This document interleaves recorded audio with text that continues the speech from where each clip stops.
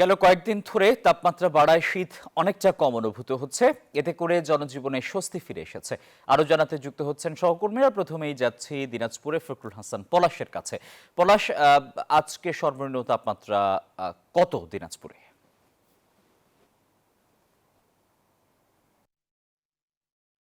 আজকের বিষয়টি আপনি আসলে জানতে চাইলেন যে আজকে সর্বনিম্ন তাপমাত্রা কত। আজকে কিন্তু তাপমাত্রা আমি বলতে পারি যে গত কয়েকদিনের তুলনায় আজকে তাপমাত্রা কিন্তু অনেকটাই বেশি, অর্থাৎ 2 ডিগ্রি সেলসিয়াস তাপমাত্রা উপরের দিকে উঠে কিন্তু আজকে 12.5 ডিগ্রি সেলসিয়াস তাপমাত্রা সর্বনিম্ন রেকর্ড করা হয়েছে সকাল 6টায়। কিন্তু আসলে আবহাওয়ার পরিস্থিতি একটু অন্যরকম, কারণ পূবের আকাশে কিন্তু আমরা এখন পর্যন্ত সূর্যের মুখ দেখতে পাচ্ছি না। যদিও বা গত কয়েকদিন ধরেই কিন্তু সকালের লাইভে ছিলাম, তখন কিন্তু সূর্যের মুখ অনেকটাই দেখা গেছে, কিন্তু আজকের কিন্তু সূর্যের মুখ দেখা না যাওয়ায় কিন্তু আমরা দেখছি যে শীতের যে তীব্রতা সেটি কিন্তু একটু বেশি মনে হচ্ছে। যদিও বা তাপমাত্রা একটু উপরের দিকে উঠলেও সেটি কিন্তু আসলে মানুষের সেটা বোঝা যাচ্ছে না, কারণ বেশ কয়েকদিন ধরে কিন্তু আমরা সূর্য দেখেছি, আজকে সূর্য নেই। এবং পাশাপাশি কিন্তু হিমেল যে বাতাস সেটির কারণেই কিন্তু আসলে ঠান্ডা বেশ বেশি উপলব্ধি হচ্ছে।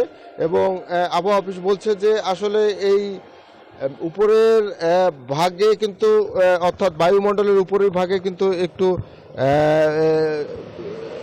ঘনত্ব বেড়ে যাওয়ায়, অর্থাৎ মেঘলা ভাব থাকায় কিন্তু আসলে এই সূর্যের মুখ আজকে দেখা যায়নি। এবং পাশাপাশি আপনাকে বলি যে বাতাসের যদি আর্দ্রতা আমি বলি 95% কিন্তু আজকে রেকর্ড করা হয়েছে, যার কারণে কিন্তু আসলে শীতের যে তীব্রতা সেটি কিন্তু অনেকটাই বেশি উপলব্ধি হচ্ছে। তো দিনাজপুরে তাপমাত্রা আপাতত অনেকটাই উন্নত হয়েছে, তবে গত কয়েকদিনের তাপমাত্রা কিন্তু 10 থেকে 11 ডিগ্রি সেলসিয়াসের মধ্যে কিন্তু সর্বনিম্ন রেকর্ড করা হয়েছে। তো দিনাজপুর থেকে এই ছিল আমার কাছে সর্বশেষ। এবং আমি এখন চলে যাব মৌলভীবাজারে, সেখানে রয়েছেন সহকর্মী সিরাজ, তিনি জানাবেন সেখানকার পরিস্থিতি। সিরাজ।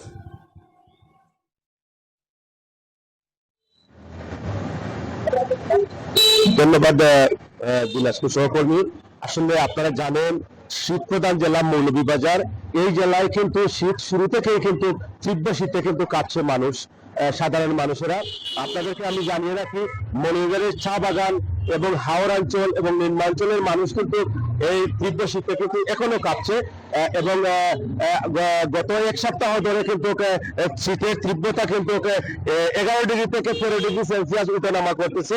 এই উঠানামা করার কারণে কিন্তু আসলে সাধারণ মানুষ কিন্তু তীব্র শীতে কষ্ট পাচ্ছে।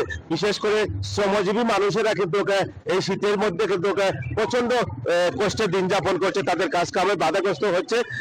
এবং চা বাগান হাওড় অঞ্চলের কৃষকরা এবং সবজি চাষিরা কিন্তু এই শীতে কিন্তু তারা অনেকটা কাজকর্মে কিন্তু তারা করছে। আমি আবহাওয়া অফিসের সাথে কথা বলেছিলাম, আবহাওয়া অফিস জানিয়েছে এই শীতের তীব্রতা সন্ধ্যা থেকে কিন্তু ভোর রাত পর্যন্ত বা সকাল পর্যন্ত কিন্তু শীতের তীব্রতা বেশি থাকে এবং হাড় কাঁপানো শীতে কিন্তু মানুষ কাঁপে।